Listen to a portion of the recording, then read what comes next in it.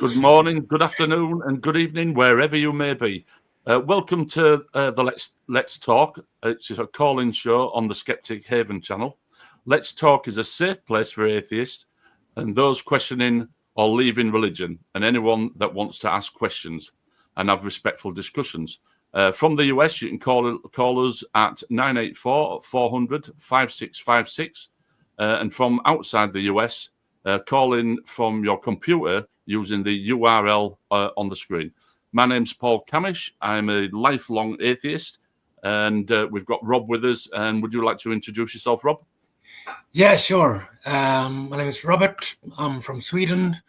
Pretty much lifelong atheist as well. I'm into science. I'm into skepticism.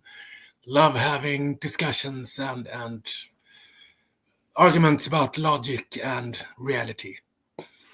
Yeah, pretty much the same with me. I like to have discussions with people who disagree with me, whether it's religion, politics, flat Earth. So if there's any flat earthers out there, you can call in as well and tell us why you believe that the Earth is flat.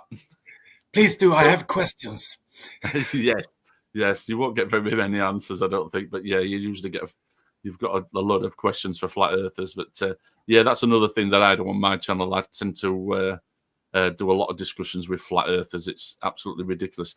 But being a lifelong atheist and never holding a religious belief, to me, flat earth and belief in a God, that they're on the same par.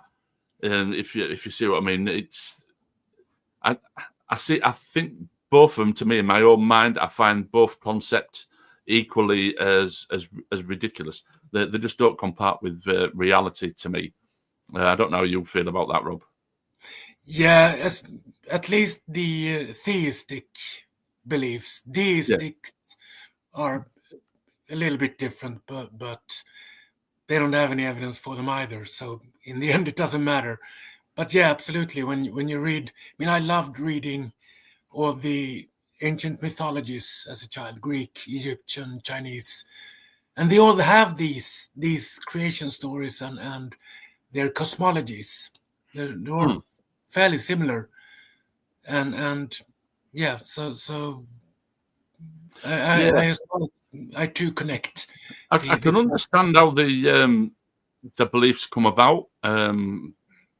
Several thousand years ago, when we didn't have a full understanding of the planet that we live on, an understanding of disease and things like that, and earthquakes, lightning. I can understand why a supernatural thing may be put to that, because anything you don't understand, anything that happens and you've got no explanation for it, I suppose that automatically falls into the supernatural realm, wouldn't it? So, like say, lightning, that's became Thor throwing down the thunder, and obviously earthquakes, again, that was put down to gods. They're just the tides coming in and coming out. Obviously, you can't explain that. And night and day. And night and day. Why does it turn dark at night? Yeah, where does the sun go on a night? So yeah, I can understand that several thousand years ago, you would put this down to a supernatural thing, and then obviously the gods then get planted on top of that. And obviously, going back further than that, we had several gods. Wasn't just one god. Most religions are just one god. But going back, they had several. Is it the Greek gods? There were several Greek gods all at the same time to explain, and each one explained different things that were going on in the world that they were experiencing. Yeah, most religions are polytheistic. It's just a handful of them that's monotheistic, and those are usually a little bit later. So you can usually in religious study you have sort of a timeline of how God beliefs evolved and changed. So you go from sort of animistic beliefs that nature is alive and divine, and then you have sort of polytheistic, and then sometimes it moves to monotheistic. Yeah, I've not done a lot of studying on religions, but you can see how religions have changed over time and become the way they are. and how they've taken from other religions in the past, which have moved to the Christian religion. I think mainly the one that we're going to be discussing would probably be the Christian religion, because predominantly the country that I'm from, I'm in the UK, is a Christian country, and same with Sweden. But what's the level of Christians in Sweden? In the UK, we're classed as a Christian country. We've got a king now, and he's actually head of the Church of England. So we are a true Christian country. But when it comes down to the numbers of people in the UK that actually follow the religion, go to church, it's less than half. In fact, probably way less than half.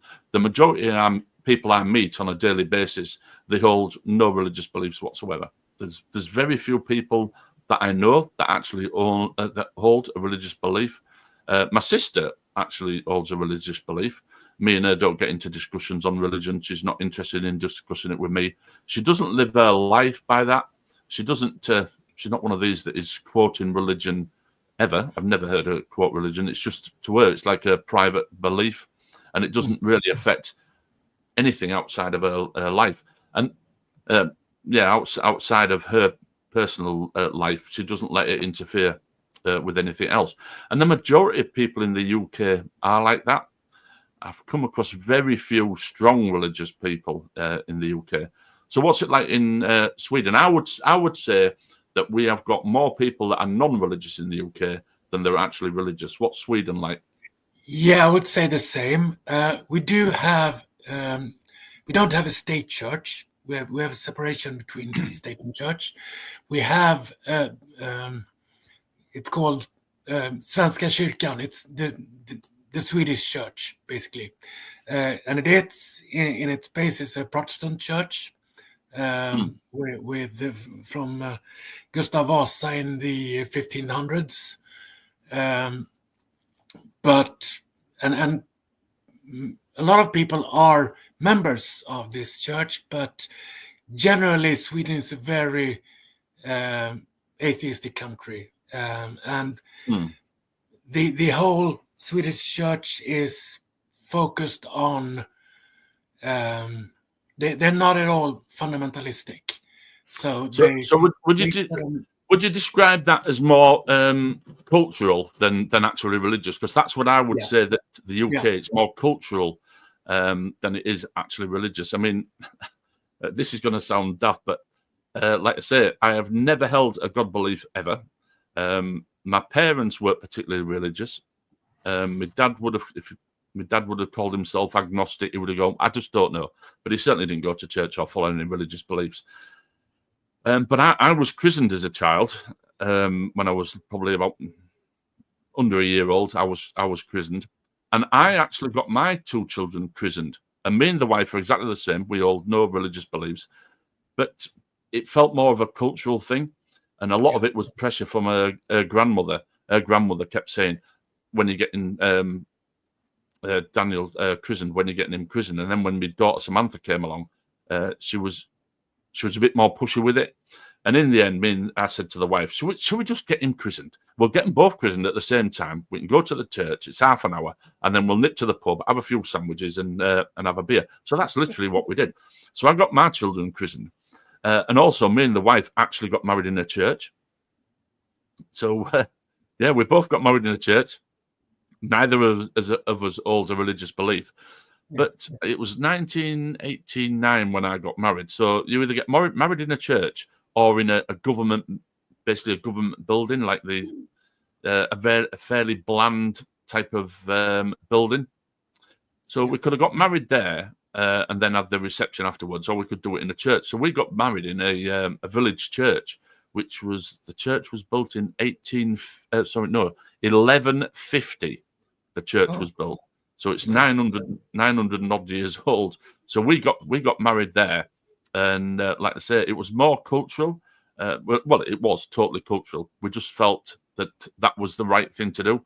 Most people in the UK back in the 70s, 80s, if they were getting married in a registry office, which is the government building type, most people looked at it of why are they getting married there? Is one of them divorced? Because some churches won't marry divorced people, so they would automatically get married in a registry office. So it had a little bit of a stigma against getting married in a registry office rather than a church. So we did it purely for that reasons. And to be honest, it made the day. It was a nearly 1,000-year-old building, and it just made the day. But no religious belief was held there one tiny bit. I mean, most Swedes do get married in church and do have a christening ceremony for their kids. The numbers have dropped during the last 20, 30 years. But still, like I said, it's a cultural thing. It's a tradition. The belief is not required. And the church is very much, it's a very open and inclusive church. They are generally very open with speaking up against homophobia and transphobia and that stuff. So it's more of a well, you don't have to believe the Bible. You can just believe something. That's fine. Yes, you can be in the church. So it's very vague. And I've had lots of discussion with some of my friends who are religious in this very vague way, because we have discussions about the Bible and said, no, I don't believe that. That's crazy. Yeah, that is pretty much the same as it is here. And also the church doesn't really seem to question you. It's like when we had our children christened, they didn't ask us what our religious beliefs were. They obviously knew we didn't come to church. Me and the wife were both not churchgoers. So we clearly knew that, but he wasn't really interested in questioning. And the same was when we got married. We weren't questioned by the church on whether we were churchgoers or what our beliefs were. They just accepted our money to get married. I think that was the main thing. And I suppose if you get your kids christened, I suppose the one step, they've got almost a foot in the door, haven't they? So maybe that's a way of recruiting. But yeah, it sounds like my culture and your culture are very, very similar, that it's not taken that serious. Do you find, who would you say, I know what my answer is, who would you say are the most religious when it comes to vocalism about religion out of the Western countries? Because I would say Europe is pretty much all the same. Yeah, I'm not sure I have a good answer there. But yeah, it's fairly similar. I would, yeah. In Europe, I would say that we're all pretty much the same, from my experience. But America, US of A, that seems to be the most religious and the most vocal when it comes to religion, and they don't seem to be like they are in Europe, where you've got people, like I say, cultural Christians, or even if they do hold a belief, they're not really vocal about it. It seems that in the US, they are very vocal about it, and they're very passionate about their religious beliefs. And I think because of that, the atheists out in America, I think they get a hard time due to that. You were saying before about your country not being a particularly religious country, and it has separation of church and state. Now, in the UK, we've also really got separation of church and state, even though our king is the head of the Church of England. None of our laws, none of our rules that we have, none of that is based on a religious belief. So there isn't something you can't do purely because it's a religious belief. I think they used to be called blue laws back in the day. And obviously there did used to be blue laws years ago, which was to say that you couldn't work on a Sunday, that type of thing. Well, all that's gone now. You can work on a Sunday if you want to work on a Sunday, and there's no restrictions on that. So we don't have any, even though we've got the church as our recognised religion, the church doesn't have any influence in passing any religious laws. So we don't have any religious laws. And I presume that's pretty much the same in Sweden, is it? Yeah, absolutely.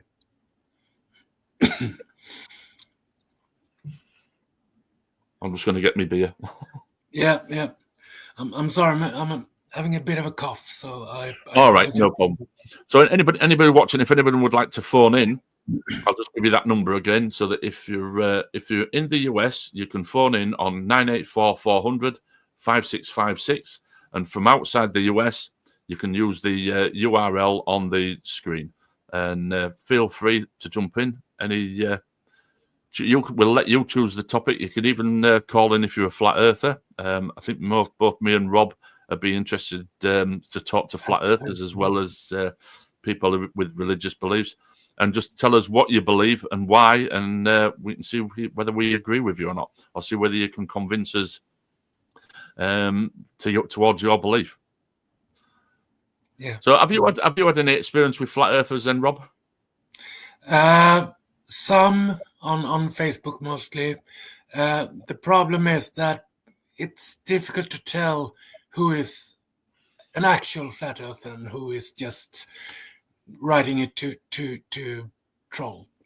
Yes, and I think that I do think there is a lot of that going on. That a lot of it, they're not actually true believers, and they're just trolling.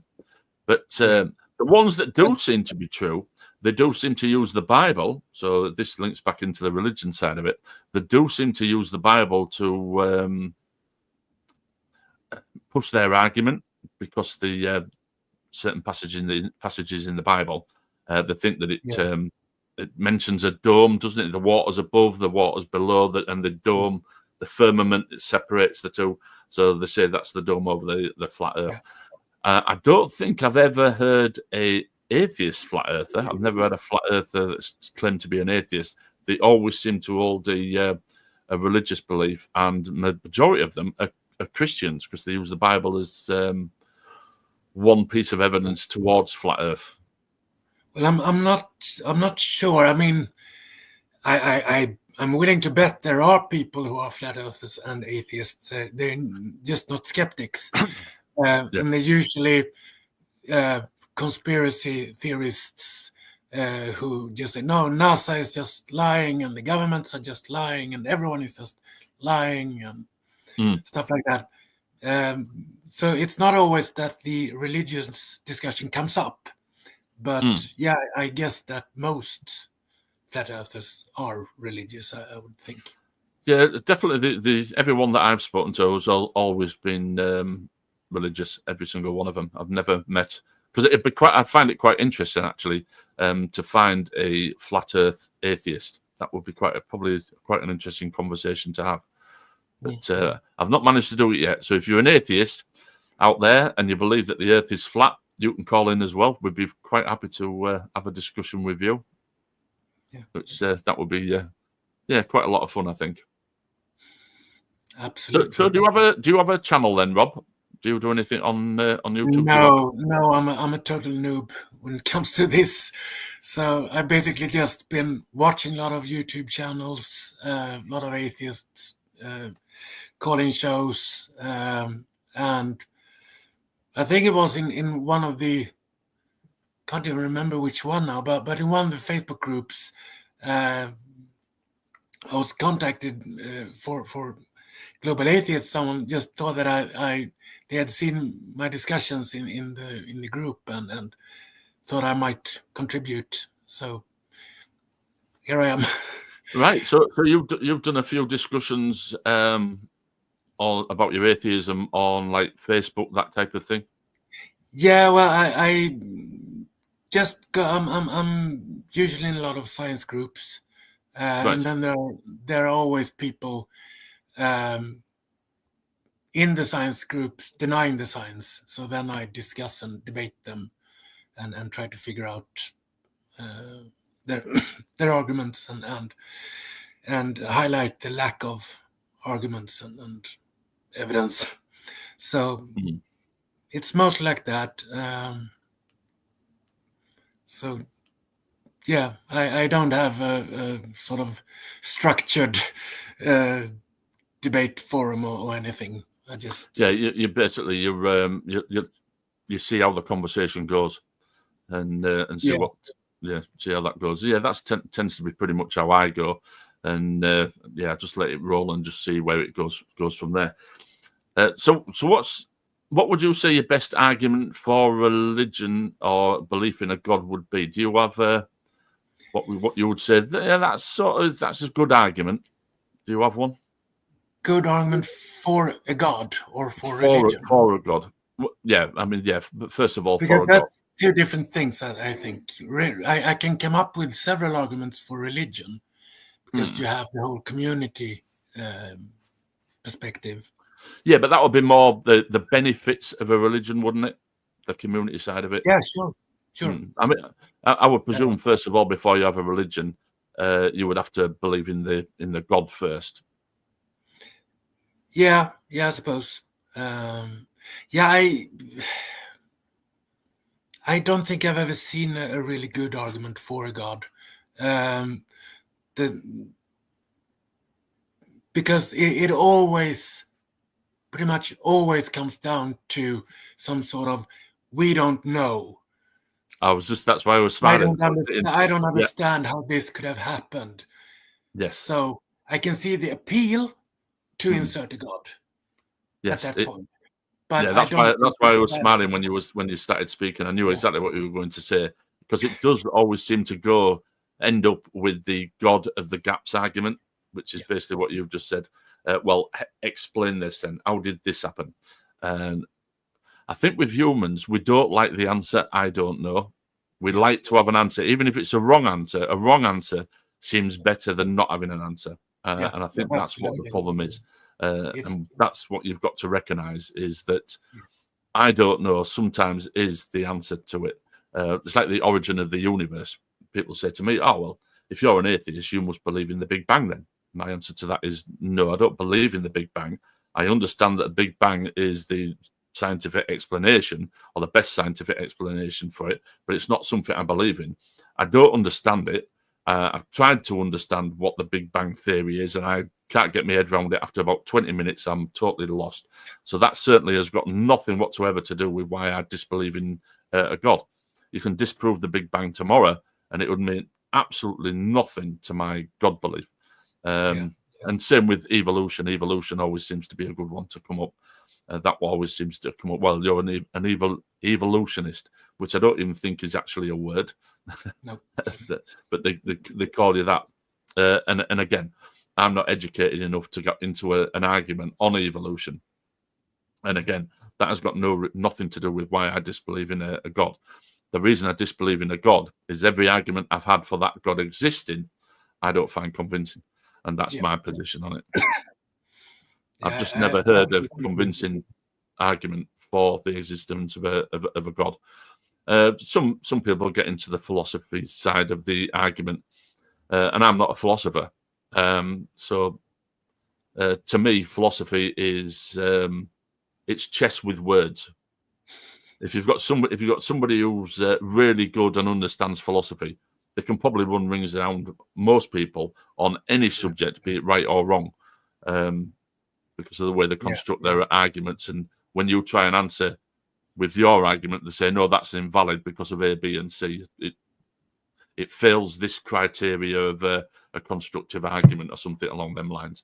And I don't find them very interesting arguments because, again, if I say something and it doesn't quite fit in with what philosophy says, you still understand what my argument is. You still understand where my point of view is coming from for that argument. Just deal with the argument. Don't try playing your chess with words.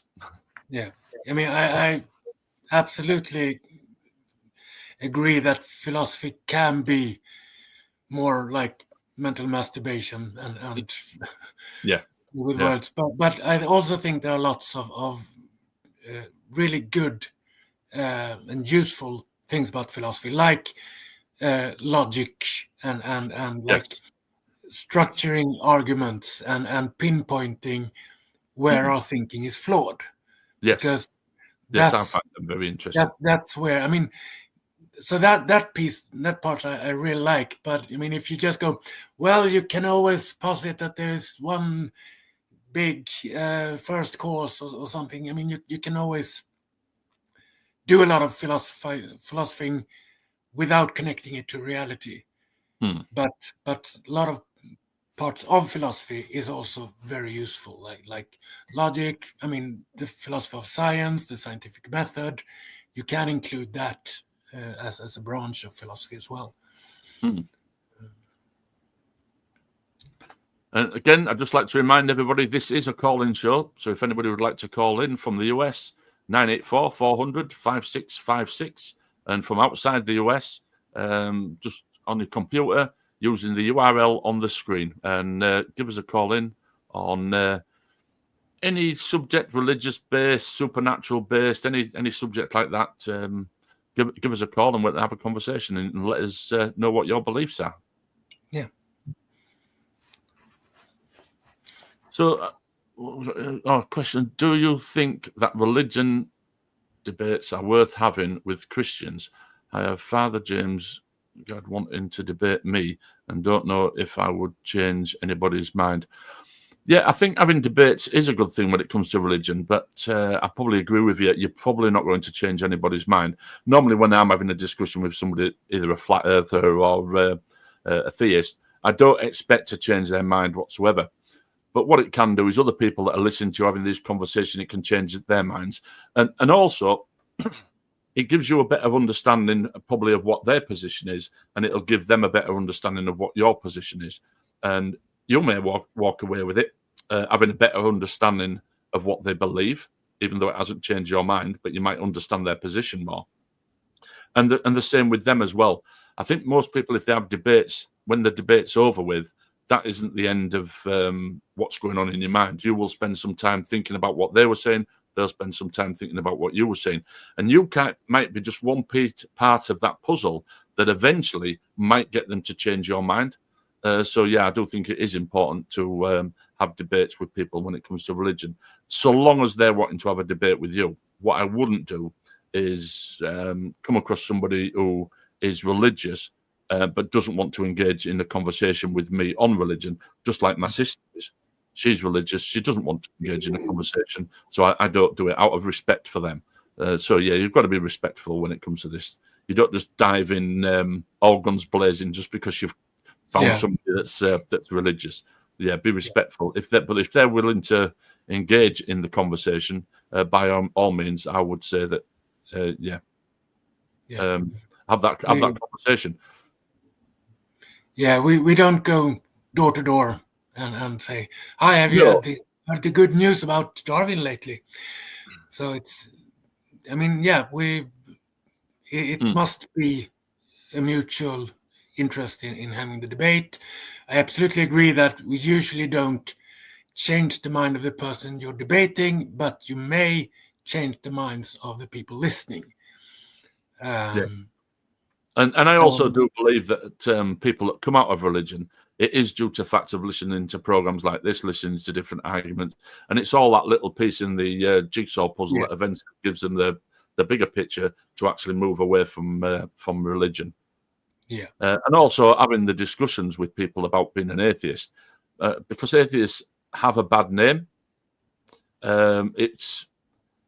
It was more an insult, wasn't it, to call somebody an atheist? It was sort of like looked down on to be an atheist. Well, an atheist is just somebody who doesn't believe in a God. That's all it is. It doesn't tell you anything else about them. They just don't believe in a God. That's it. So, yeah, being an atheist shouldn't be stigmatized. And people that don't believe in a God should be happy to say that they are an atheist and they don't believe in a God. Yeah, but I mean, since so many countries have been very religious, there's been a lot of built up misunderstandings about what an atheist is. So, I mean, as many people don't seem to know what it is. And because they've been told by their families or their church or their pastor that atheists is something more than just not being convinced. It's someone who doesn't have morals. It's someone who just wants to go around with pink hair, or someone who just hates God or whatever. So they've built this image of atheists that just isn't true. Yeah, like I say, there's no other. It's a defense mechanism for the church. They need to have a common enemy to tighten the community in their own group. I mean, my grandmother, she was fairly religious, was my grandmother. And to her, an atheist was somebody who believed in the devil and worshipped the devil, which where she got that from, but that she honestly believed that an atheist was somebody who worshipped the devil. It was a devil worshipper was an atheist, which it's ridiculous because a devil will be, in my opinion, you've got God and you've got the devil. That they're both gods to some degree. So, and if I believed in the devil, surely I would also believe in the God. I might have chose the devil to the one. I think that's part of the problem that it's come to the particulars. Just do you believe in God, and not just do you believe in supernatural things? Yes, because you have this whole mythology. I mean, you can, if you look at the Bible, you have God, you have angels, you have the devil, you have talking snakes, you have miracles and all that stuff. And you could believe in some of that stuff and not the other stuff. But it's weird. Yeah, it's weird to think that atheists would just. But I think that's the thing. They think that atheists is about rejecting a God they deep down know exists. Yes. And saying, okay, I secretly know you exist, but I will pretend that you don't. And instead worship the devil or something like that. I think that's part of the confusion.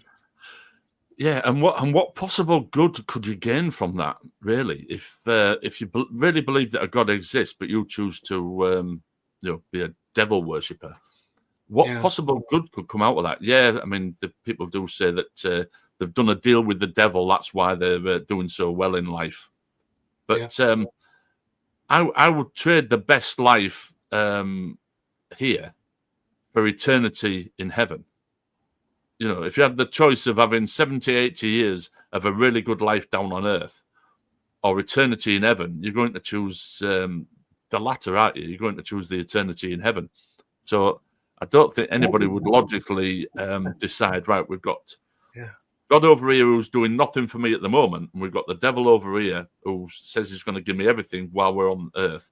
But then, I'll spend eternity in hell, but it's going to be worth the next 70 or 80 years. No, it's not. I wouldn't choose them odds. No. So no, we don't. But that's the weird thing as well, because no one can provide any information about what heaven is actually like. Do you? What is your mind like when you go up there? Is it your mind of being old?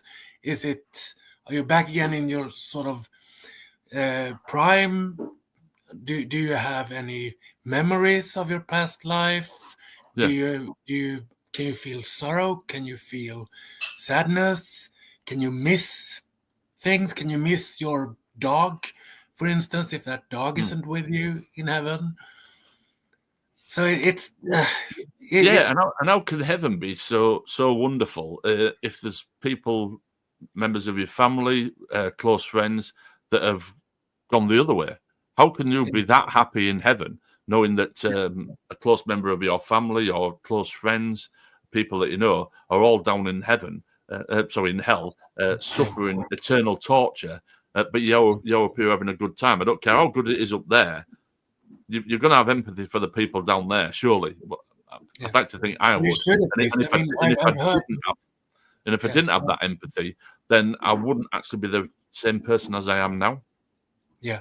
And I heard different schools on this, different theists claiming various things about heaven. So and it doesn't match, and none of them have anything good to back it up with. So, and they don't seem to be able to agree on what the criteria is to get into heaven.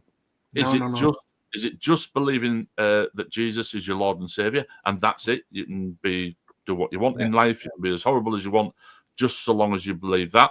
Or is there certain things that are classed as sins which will get you banished, even though you do believe in Jesus? Because we've got all these different denominations of Christianity, and obviously they all disagree with each other at certain points of their religion.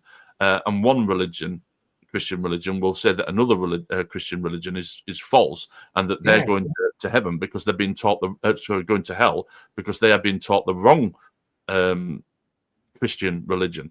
So clearly there is a criteria for getting in, not just the believing, because it would mean that they'll all say it doesn't matter, which some do say that it doesn't matter, they are all getting in, but the majority of them will criticise the church down the road because it's a different religious belief and they're not going to get in. They've chose the wrong Christianity.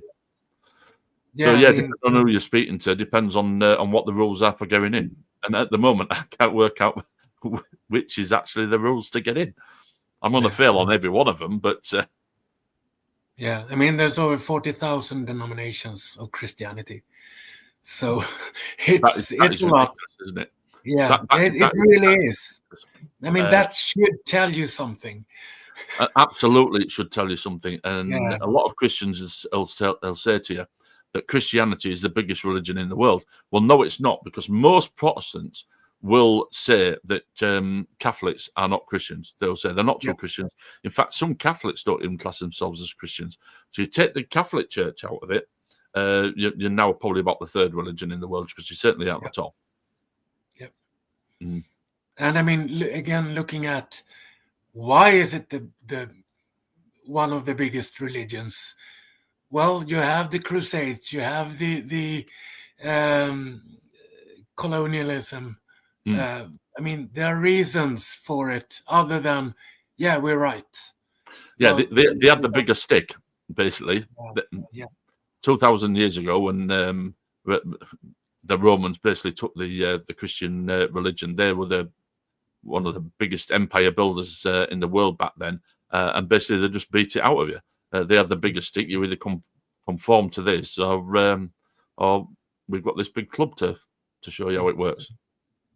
And we know that that's worked. You've only have to look at the slavery in the US. Obviously, when the slaves were brought over from Africa, they certainly weren't Christians, but they soon converted a lot of them into Christianity, and they also gave them their own special slave Bible, which was completely different to justify how they were being treated. So, when people say that slavery, yes, it was Christians that abolished slavery, but it was also the Christians that were very keen on keeping it as well, without a shadow of a doubt. But I also find it frustrating when you're having a conversation with Christians and they'll say, well, it was Christians who started science, it was Christians who started schools, it was Christians who started hospitals.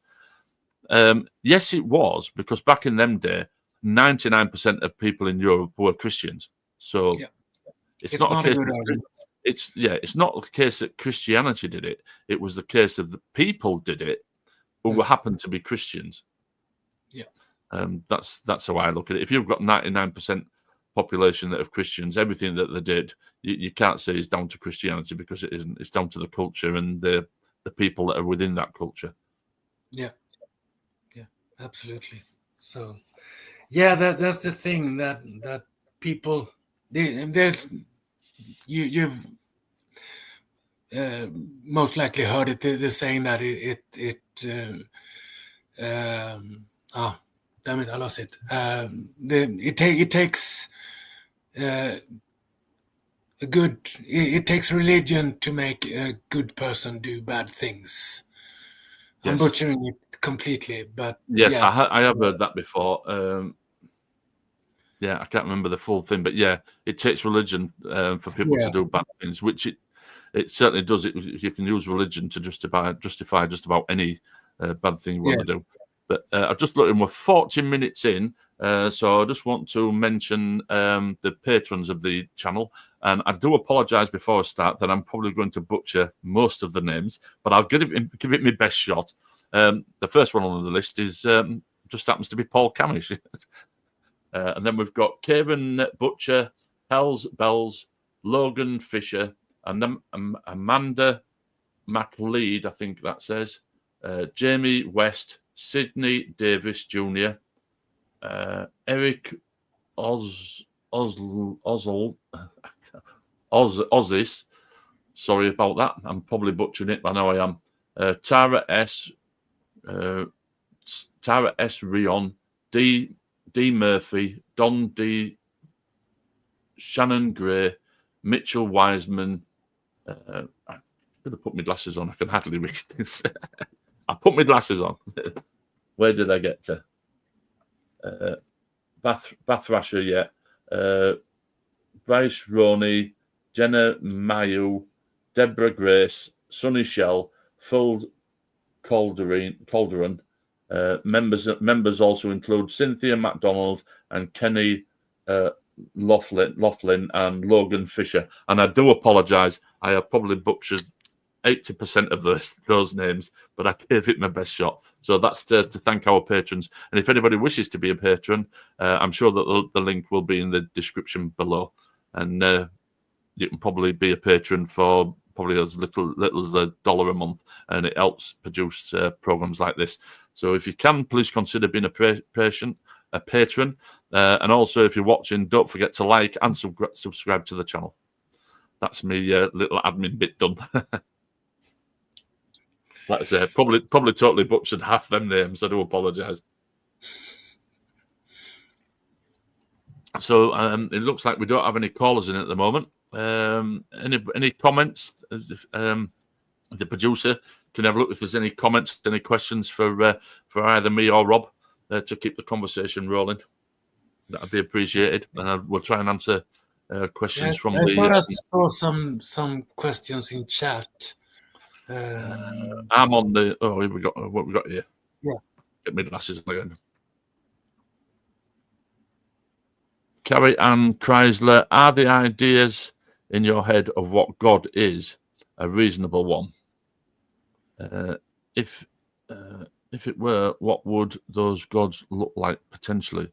Are the ideas in my head of what a god is a reasonable one? So are you saying, Carrie, whether there are any reasonable gods? I mean, I don't if find. So, what would that be, and who? Yeah, because the concept of God to me, I don't find them reasonable. I've not heard a reasonable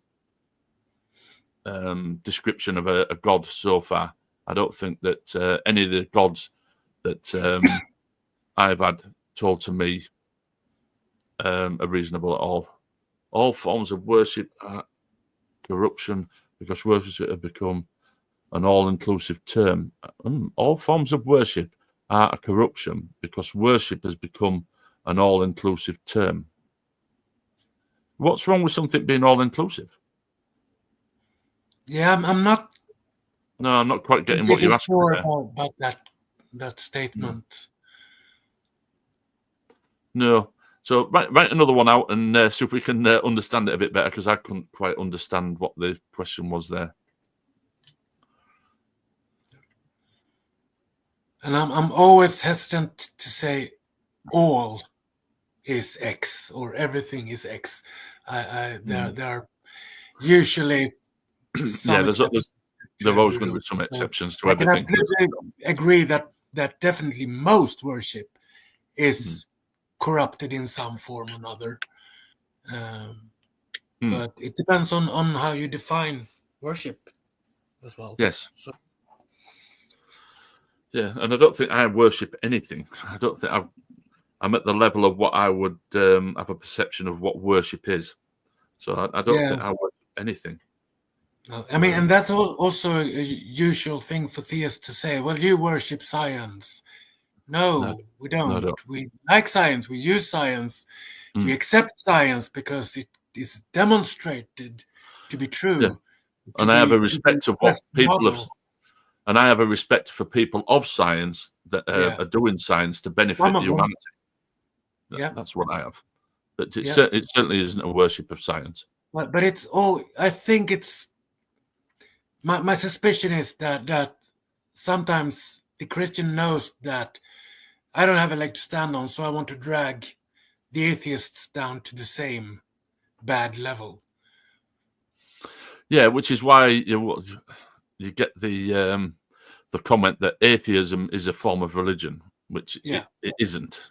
But they will say that atheism is a form of religion, and to me, that's them understanding that religion is a bad thing, and they're wanting to put you say, look, we're bad, but you're just as bad as well because your belief is a religious belief. That's what it seems to be. Yep. I'm curious as to how you both celebrate Easter. Ah, right, I do celebrate Easter, actually, and I celebrate Christmas. Traditionally, silly pranks, etc. Right. I celebrate Easter due to the fact that it's the spring equinox, which is where the daylight hours are equal. So we've got 12 hours of daylight, 12 hours of night, and I celebrate that because I love spring. And obviously, after Easter, the daytime is getting longer and longer and longer as we go forward. So I celebrate that, and also with Christmas, which is the winter solstice, which is the longest night. So it's you've got the longest period of darkness during the Christmas period. So as the Christmas period approaches, the daylight hours slowly start to get longer. So I celebrate that, which is a pagan belief, a naturalistic belief, whichever way you want to call it. It doesn't have to have any religious connections to it whatsoever. And most of the traditions of Christmas and of Easter are nothing to do with Christianity anyway. You've only got to look in the Bible, and I can't remember what the verse is, where it says, "Don't be like the pagans and bring in the evergreen tree into the house and decorate it with gold and silver," which is basically a Christmas tree.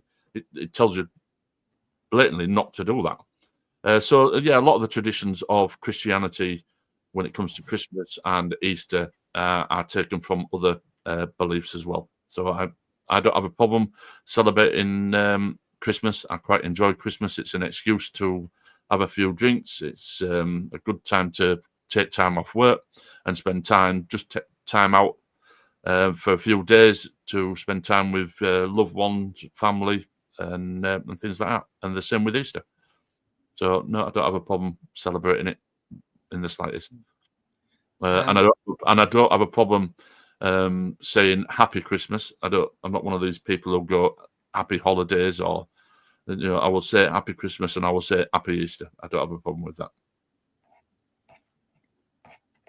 Yeah, and I wouldn't say I celebrate Easter. We have a tradition in Sweden. We eat a lot of eggs. We have sort of twigs and branches and collect them and put colored feathers on them. It's very chicken related, everything around Easter for some reason. Yeah, I mean the Easter that I saw. And we have what we call sort of Easter witches. The kids dress up as basically old ladies, and they have a broom, and it's supposed to, they go around and collect candy. And then there's the old tradition of on Easter the witches all go to Blåkulla, it's in Sweden, it's like the Blue Hill, to have a celebration with the devil.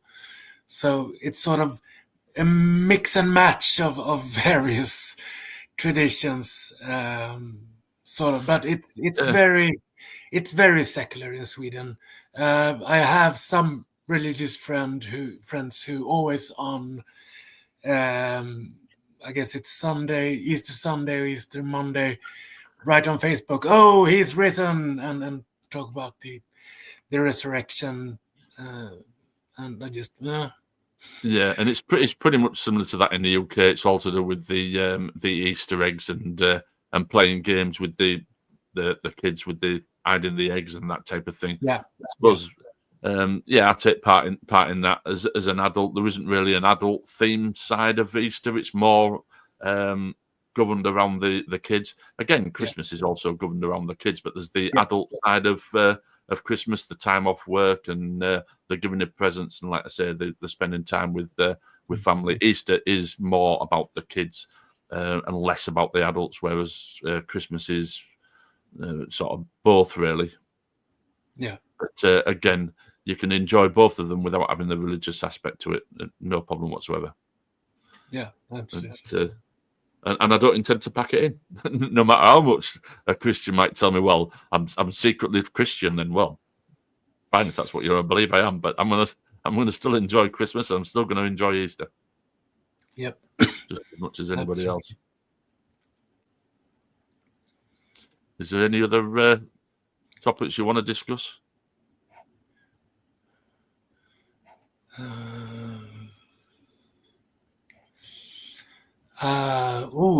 Dean Kruger has some questions about Islam and whether criticism of Islam in Europe is unfairly silenced in the name of tolerance. Is criticism of Islam in Europe being unfairly silenced in the name of tolerance? I've got to say yes, it is. Definitely. I think that many... You can criticize Christianity, you can criticize Jesus, and nobody's going to bat an eyelid. You start criticizing Islam, and you suddenly become branded Islamophobic. So yeah, I think it is. Yeah. But I think it's a sort of a double-edged sword, because I've seen so many people being simple racists and xenophobics towards Muslims or Arabs or anyone not looking like this, and they claim that they are criticizing Islam, the religion, but they're really not. They are just being racist. So yeah, there is a danger of that, and is Islamophobia a real threat? Yeah, I think it can be a real threat. I think there is a lot of people out in Europe that are old hatred against people of the Islamic faith. So yeah, definitely. Yeah, I mean, in my mind, you need to be able to have two thoughts in your head at the same time. You need to be able to both look at the religion in itself, but the people as two separate things. But because of that, because of the racist aspect of it, which is legitimate, there is definitely racist people out there when it comes to Islam. That's boiled over onto having a rational conversation about Islam itself, not about the person, just about Islam itself. It makes it very difficult to have that conversation without possibly, I'd say wrongly, possibly getting yourself into trouble. We should be able to criticize any belief. I believe that you should be able to criticize any belief, regardless of what it is, and it shouldn't matter that it might offend somebody that you're criticizing their religion, because that's their fault. That's not yours. If you're offending them with the fact that you're criticizing their religious beliefs, as long as you're not criticizing them as a person and attacking them and only attacking the ideas, I don't see a problem with criticizing anything. And I think that's the only way to learn, is to criticize beliefs, regardless of what the belief is. You should be able to criticize it. So what's the main scientific topics that you enjoy having discussions on? Well, I'm a chemist and biologist myself. Oh, right. So evolution is a dear friend of mine. I dabble a bit in love reading about physics. And I'm a science teacher. So yeah, most of the natural sciences is my forte. I'm not an expert in any way, but I'm fairly well versed on the general ideas. So what would be your best argument for somebody who says that evolution isn't true, and that we all arrived from two human beings, Adam and Eve, and that's how it all started, and evolution is just not true? Okay. Well, I've been in that discussion several times, and I've been thinking about what the best approach is. Usually, But sometimes, if they plainly state evolution is not true, then I ask, okay, you don't believe dogs exist? Because most people do agree that dogs evolved from wolves. Yes. So they're not really denying evolution. They're denying common descent. Yes. So I tried to sort of strip away the erroneous statements about evolution, what it is and what it isn't, to get to the core of it. So usually it's about explaining the basis for evolution, that we have genes that are transmitted through generations in a population. If the genes happens to give some sort of advantage, then that group of the population will thrive. They will get more offspring, and after a while, most of the population will have that gene because they will have. So, and that small changes over a long time will give rise to longer changes. There's nothing that stops that. It's like saying, well, I can just take steps 1 inch long. Okay, sure, but I can still move a mile. Just give me time. So they're usually hung up on the macroevolution thing. So I tried to explain that, and well, so many people have such a poor understanding of what evolution is in to start with. They think that we evolved from the modern chimpanzees and apes. They don't understand even the basis of what we're talking about. I mean, I'm absolutely no expert when it comes to evolution. I know very little on the subject. I know the very basics on evolution. When I'm told that argument that we all came from two people, which was Adam and Eve, and we've got 8 billion people on the planet, and they all originate from that. My argument against that is that is scientifically impossible. If you start with two species, a species, and you've just got two of them, a male and a female, that species is finished. You cannot sustain a species just from two, a male and a female. It's finished. Yeah, but I mean, the thing is that they include magic. They include the idea that Adam and Eve were genetically superior. Perfect. So it didn't matter that they had incest, which they necessarily had. All right. Let's explore that, because that's interesting. That so if you've got two people with perfect genes, so their genes are perfect. And obviously they have children, and their children have children from their children. They're all related to each other, so it's brother and sister. So God doesn't have a problem with incest. But so they're all related. I wouldn't think it'd matter how pure the genes are where you start, because you've got Adam with his genes, and you've got Eve with her genes. They have a child together, so that child has half of Adam's and half of Eve's. No. Remember where Eve come from? She comes from Adam's rib, or not the rib, the side. But it'll be the same DNA. So it should be the same DNA. Yeah. It should be the same DNA. Yeah, I never even thought of that one. Yeah. And I mean, obviously, it doesn't make sense. So that makes it even worse, then, doesn't it? It absolutely makes it far worse than Because the thing is that if you don't accept that mutations can make changes that are beneficial, but that's a common theistic claims, that mutations can only be bad. No, they can be beneficial, they can be bad, or they can be neutral. But many theists doesn't accept that. They claim that mutations can only be bad.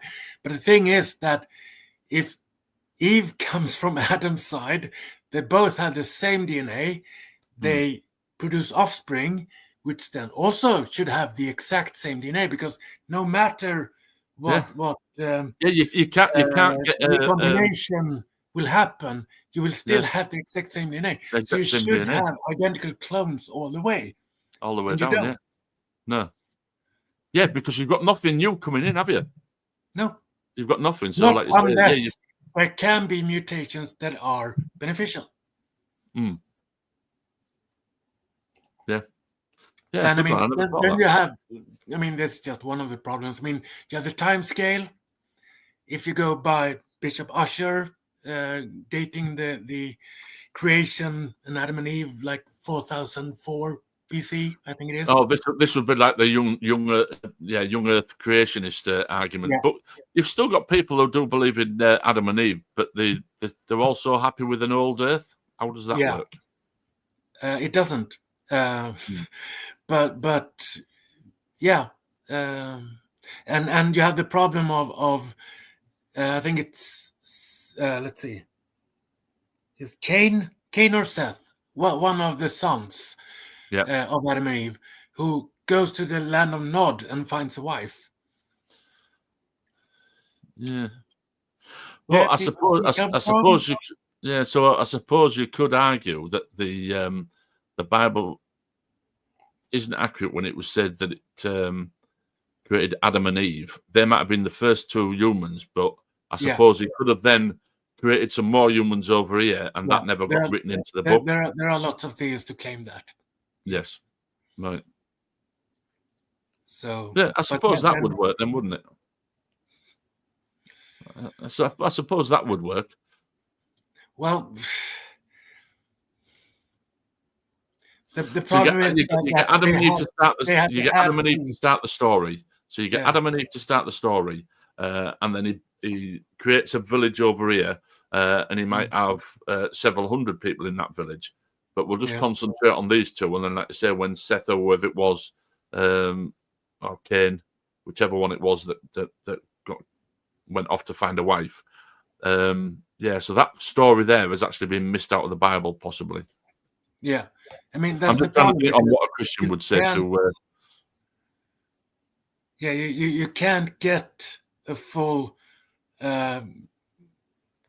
comprehensible narrative from the Bible. It's missing too much. You have to add on lots of stuff. But even if that's the case, then so let's grant that God created Adam and Eve, and He also created some other people over in this village, because it clearly states that one of the sons went off and came back with a wife or found a wife. So there's clearly some more people over here. So let's accept that. So if we grant that, then the human race can exist because of all these other people that existed. But we then get to Noah's Ark and the Great Flood. Yeah. So I don't believe that you can sustain a population of any animal from 8. Am I correct in that belief? I think if you've got 8 human beings, basically the human race is done. Once you get down to that level of 8, you're pretty much done. Yeah, I think so as well. I'm not an evolutionary biologist. I'm certain that Forrest Valkai, for example, have covered that specific point somewhere. But yeah, it's not very likely at all. And I mean, because that's the thing, you start with Adam and Eve, if you do that, and you have a lot of incest, and you do it again with Noah and 3 sons and 3 daughters. Because the Bible clearly says that all human life were destroyed. Yes, so never mind if you have the explanation for Seth's wife or Cain's wife. Yeah, and that's what my point was going to be. We can grant them the first bit because there is certainly, just because the information isn't there doesn't mean it didn't happen. And it clearly states that one of the sons went off and found a wife. So clearly something was going on over here. He found her somewhere. So we can grant that one, but that's my point, is where it will fall down is on the flood. Because if you take that literally and it says that only the 8 people on that ark and all the animals on that ark. Because you've also got the problem with the animals. You've got 2 of each kind, but I think depending on which one you read, wasn't there 7 clean animals? Yeah, that's 7 of each clean, and only 2 of the others. Yeah. But again, you've still got exactly the same problem when it comes and you have to carnivores sharing space with herbivores, and it's not. It's so weird. It's so I can't grasp how people today can see this as anything but a mythological story. Yes, that's exactly how I see it. To me, it's blatantly obvious that it cannot be true. So even if there is a God, you're certainly believing in the wrong, the wrong God, and what you believe about that God and what happened in the past clearly have to be false. They have to be. Unless you're invoking magic into it, because it doesn't comport with reality of how we know the thing. They do invoke magic. Yeah, it has to do. It's the only way it can do. Yeah, it's literally. We have all the flood myths that are older than the Bible. We have the Upanishads, I think it's called, the Babylonian stories, but with Gilgamesh, and we know that the Israelites, the Hebrews, they heard these stories during the Babylonian captivity. They incorporated them into their own myths. But we know that the other stories are older, and you get flood stories in all the societies that live near water. Yeah, because floods, tides, and floods work. Yeah, that's exactly how it works. Everybody who lives near water, I live right next to the coast. So anybody who lives next to the coast or large bodies of water, at some point, that civilization is going to experience floods, even if it isn't each generation. That certainly each culture at some point in history is going to experience floods. I remember a discussion I had with a guy, and he claimed that there was a flood, but he claimed that the Bible said that it wasn't a global flood. It was just a local flood. Right. And I agree. If there was a flood, it was a local flood. Yeah. But he was so adamant in saying that the Bible said that it was a local flood. Right. I'm not aware of that. And it doesn't. It doesn't. It clearly states all the world. All the world. Over all the mountains. Oh, that's what I was going to say. Yes, this is what people who lived in a small portion of land may think, and they may write and think that it was a global flood. Yeah, and of course they did write that it was a global flood. I mean, back in them days, is it be about 4,500 years ago? If you date the flood, 2,000 years to Jesus, 2,500 years back from that, so about 4,500 years ago. I mean, people probably in the whole of their life wouldn't travel 70 miles from the place they were born. That's and the only place where you could travel back in them days was either walking or on the back of a camel or a donkey or something along them lines. So yeah, most people probably wouldn't travel in the whole of their lifetime more than 70 miles from the place they live. So that 70-mile range that they experience or have knowledge of, to them that is the whole of the world. So if you get a large flood in that area, to them that is the whole of the world flooded. When they look out, they're on that bit of wood floating in the water. When they look out, all they see is water everywhere. So to them, their whole world has been flooded, and I totally get that. Yeah, and to them, the Earth looks flat as well, because that's what we experience when we just sit on our land and look out. And look out, yeah. So, I mean, you're observing the whole of your world that you can observe. And let's say we've got the fortunate now that we've got cars and we've got aeroplanes and boats, and we can travel around the world. So the world to us is probably smaller, even though it's larger than what they had, due to the fact that we can travel quite easily around the world. We've actually made the world a lot smaller, and also with the invention of the internet and being able to do things like this, we make things smaller. You're literally over on the next, in Europe, on the next continent, and me and you having this conversation. Nobody in them days could even imagine something like this. Yeah, and, absolutely. So, and that also boggles my mind when people, usually they just question evolution. But the thing is, we use the same method for studying evolution that we use for making cameras work and making the internet work. And we have evidence that the scientific method works. So they have to include so many sort of conspiracy theories to make particularly evolution wrong. Yeah, they're trying to attack, again, when it comes to me, I'm not that knowledgeable when it comes to evolution. I have a basic understanding of it, and I accept what I'm told when it comes to evolution. But again, same as a Big Bang, evolution isn't the reason I disbelieve in a God. Science can come out tomorrow and say, oops, we got it completely wrong about evolution. We need to completely look at the books. We found this thing where we shouldn't have found it. It's turned everything on its head. We're going to have to start again. That wouldn't then make me think, oh, I wonder if the God claim's true then. Because to me, the God claim fails on its own merits. You don't have to disprove evolution to prove your God. You need to prove that your God is the... but that's one of the problems, that so many theists make up this false dichotomy to say that it must be either God or evolution. Yes, it's always got to be one or the other. Of theists who do accept evolution. So it's not plenty, You can be a theist and still accept evolution. You don't have to deny evolution just as a statement. And the other argument that you always get as well is, as much as science does, science can't create life from nothing in a laboratory.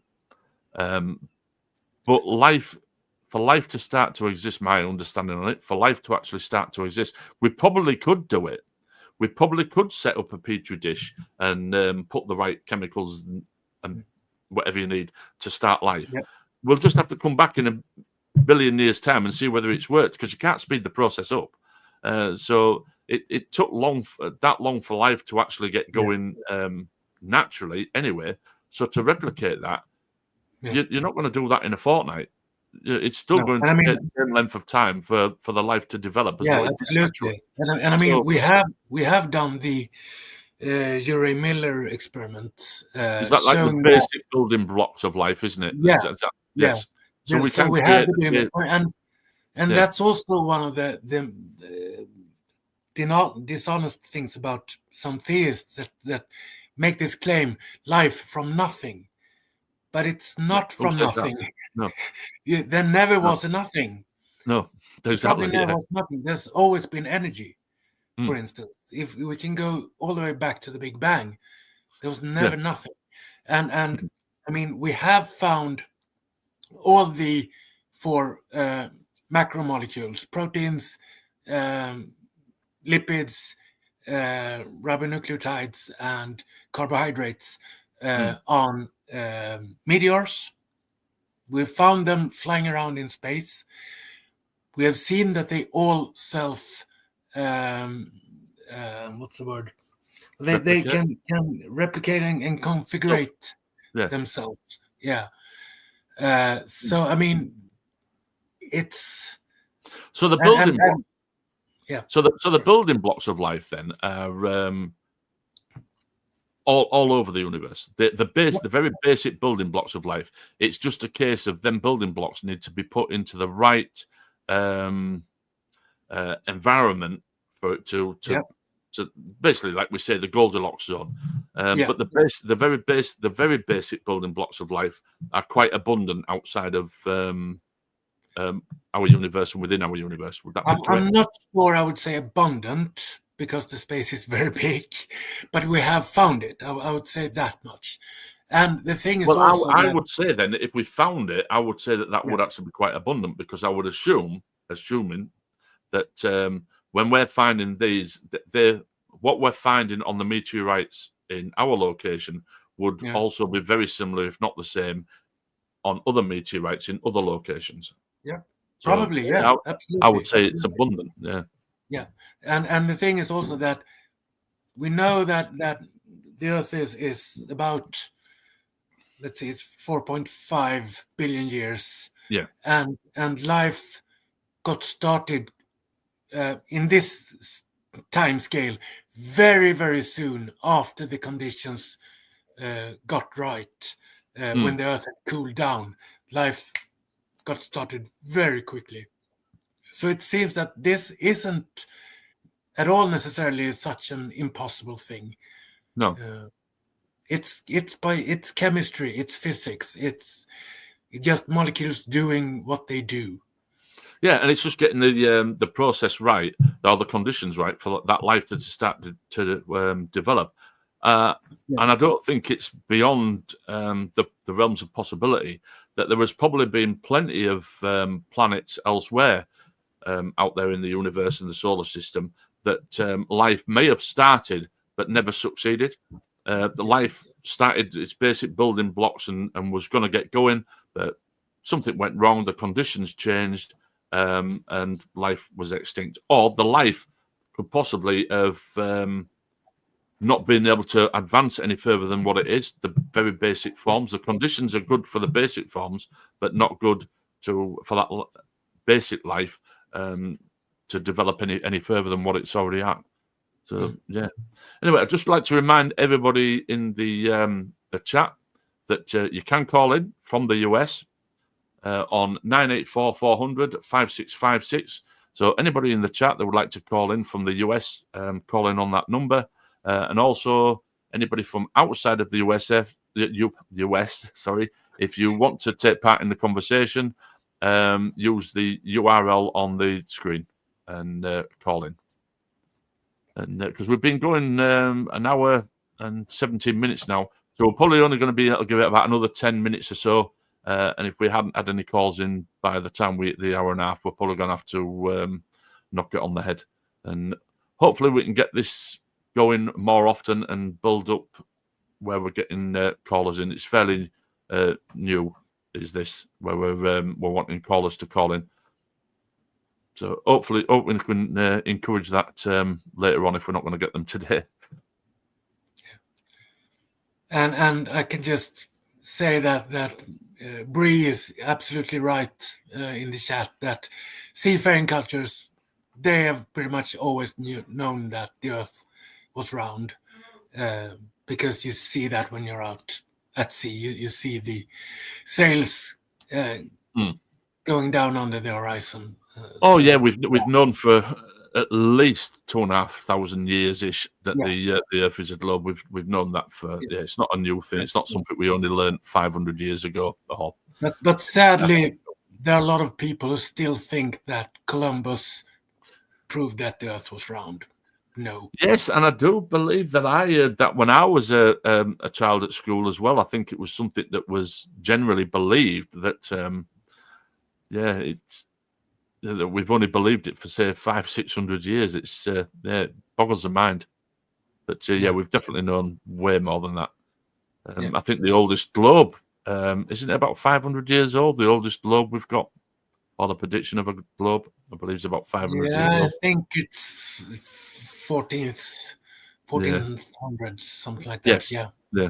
It looks pretty rough. Like I wouldn't fancy navigating by it.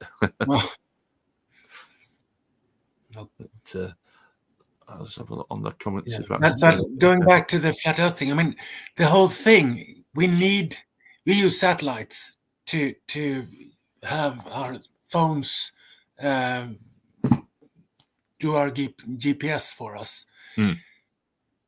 But then if the Earth is flat, how do the GPS satellites work? Why are maps correct? Yes, they're based on a round Earth, and the round Earth is false. Yeah, I've got a globe here actually, and that's what gets me is when you look at It's really weird. Yeah, when you look at a globe, I don't know if you can see it on there. We've got longitude and latitude lines. Oh, you can see them on there, and you see them longitudinal lines. They're getting closer and closer together the further they go south. Yeah. On a flat Earth map, they're getting wider apart. So everything in the southern hemisphere is getting stretched out. So the distances just don't work on a flat Earth when it comes to that. And also, using navigational charts, I can take a navigational chart, plot position on the navigational chart. I can then look at this and plot it on here where I'm plotting it on the navigation chart just by using the numbers. So somebody gives me the numbers of what they're plotted, and I go, oh, you're in the middle of Spain, so and so. Yeah, that's where I am. So this corresponds with the navigational charts. Yeah. The navigational charts correspond with reality. And in other words, you can go and navigate using them. So all three must be the same, if that makes sense. If the navigational charts correspond to this and the navigational charts correspond with reality, this must be what we live on. Yeah, yeah. And that's the logical part of philosophy. Yes. If A equals B and B equals C. Absolutely, yes. A equals B. So, yeah. I've just seen, John Hudson's in. Hi, John. If the Earth isn't flat, why are maps made that way? Yeah, good one. And John, that is actually a good question, because that is something that I've actually heard from flat earthers. All maps are flat. Well, of course they are. They're flat for convenience. And obviously, this globe here, it can't hold as much detail for me to be able to navigate. I don't know if you can see it, but the UK is... I don't know if it'll come on. I can't see it. Yeah, no need to. It's barely visible up in the corner. Yeah. Yeah. But the UK is that small on this. There's no way could you navigate. I couldn't navigate from the south of England to the north of England using this, because the detail is just so small. So when you have a map, you've got it for the area that you're in, and then you move to the next map and the next map and the next map. So it makes sense to have the maps flat. It would make no sense for everybody to walk about with one of these and even begin to try and navigate. Now, if you were traveling from the east coast of America and you wanted to hit Europe, and you're not bothered if you end up being 60, 70, 80, 90 miles off course, you're still going to hit Europe. So you could navigate distances like that as long as you're not trying to get to a specific point at the other side. If you want to be within a certain area, you need a more detailed map. If you don't mind, as long as you hit Europe, your chances are you're probably going to hit Europe. But if you wanted France, you'd probably find yourself in southern Spain. You're not going to be that accurate. Yeah. Yeah, too bad we didn't get any flat earthers calling in. Because I always want to know if their model is the most common model I've seen is that the sun circles around. Circles around, yes. Yeah, but if that's the case, why do we see the sun going below the horizon? The only explanation I can find is that our particular spot is like in a valley. Yeah. So we're further down, and then you have mountains. But then every place on Earth must be in a valley, because every place on Earth sees the sun goes below the horizon. And also when it's becoming dusk at night, so the sun's just starting to disappear. Well, the sun's gone over the horizon, but you're still like the sky's still blue. You can see it. When an aeroplane flies over, you can see the sun reflected off the bottom of the aeroplane. How does the sun end up being below the aeroplane? So if it's just going further and further away and disappearing, that sun will never be below the aeroplane to be able to reflect off the bottom of it. Impossibility. So that's another one. And just to answer John, of course, John, I know you were playing. Yeah. But hang on. If we have the flat here, we have the plane here, and the sun is it's not going to be below, but it can. Yeah, it is. It might cast a reflection. It will, because obviously that's the globe. So I'll try and put it like that. So you're flying on the aeroplane here. Yeah. See if I can do it with a torch. Right. So I've got. It's not really going to work. But if you imagine an aeroplane there, right? So it's dark here because the sun's gone down. Now I can do that, right? So now I'm lighting up the bottom of this. So the aeroplane's now got the sun on it, but here they'll be in the darkness because the sun's down here. So as the sun goes down, the bottom of the aeroplane is getting the sun reflecting off the bottom of it, but everybody here can't even see the sun because it's over the curve. So you will as the sun starts to go over the curve, the sun will light the bottom of the aeroplane up, and you'll be in basic darkness. So that's how that works. I mean, it's so weird to have that model which is so easy debunked, that because if the sun is just circling, you would never see it go down. You would just see it go further. Exactly. It would just get smaller and smaller and smaller. You don't see the sun getting smaller. You actually see the sun disappear over the horizon. If it was flat, you would expect the sun to get smaller and smaller as it disappears further and further away. But you should always be able to see it. Yeah, it blows my mind how people can put out that model and say that. It baffles me. Anyway, Anyway, I don't think we're going to get anybody calling in, and I think we've just about exhausted the topics. Be sure to come back for it too. Yeah, what's this? I can't find any questions in the chat to pull up. So it's been me, Paul Cammish, and Rob Flabbergasted. Is that your channel? Is it, Rob? Do you have a channel? No, I've loved the word flabbergasted since I first came across it. So I used it for. I think I used it for blog sometime in the early 2000s when everyone had blogs. Started having blogs, but I don't have a channel or something. But if I did have a channel, I think I might use Flabbergasted Rob. Do you think you'll have a channel? Are you interested in doing a YouTube channel? Yeah. I mean, I've got a YouTube channel, but I don't do a great deal, particularly on my channel. I tend to do things like this. So I come onto other people's channels, and then what I do in a few days is put this onto my channel. I tend to do that more than try and build my channel up. I'm not really that interested in building my channel up. I think I've got something like about 317 subscribers, something like that. So I'm not really interested in creating content myself. I don't think I'd be very good at it, creating the content. So I like to do things like this and jump into other people's channels, let them do the work. And I'll jump on the channel and then I'll pinch it later. So that's what I seem to do. So if we're not going to get anybody phoning in, I think we're about ready to wrap up the show. We've been going, just coming up to an hour and a half now. And if we haven't had any call-ins in the first hour and a half, I don't think we're going to get any. So I'd just like to thank everybody in the chat for participating in the chat. And I'd just like to thank our patrons again. And again, I will apologise that I'm going to butcher the names, because I am. I do apologise.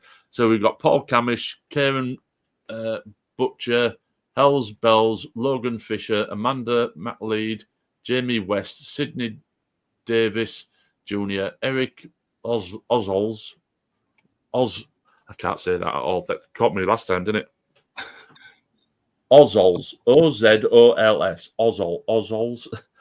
Tara S, Rion, D. Murphy, Dan D, Shannon Gray, Michael Wiseman, Bassthrasher, Bryce Ronee, Jena Miyu, Deborah Grace, Sonny Shells, Phil Calderone, and members include Cynthia, McDonald, and Kenny Laughlin, and Logan Fisher. And again, I will apologise for butchering your names. So thank you, everybody, for joining us this evening. Hopefully, we're going to be doing more of these, and we can get more people to call in. So I'm going to wish you a good night. It's half past 8 here in the UK, and it'd be 9:30 now for Rob. And I know it's going to be the middle of the afternoon for most people in the US. But you all enjoy the rest of the day, and we'll catch you on the next one. Bye.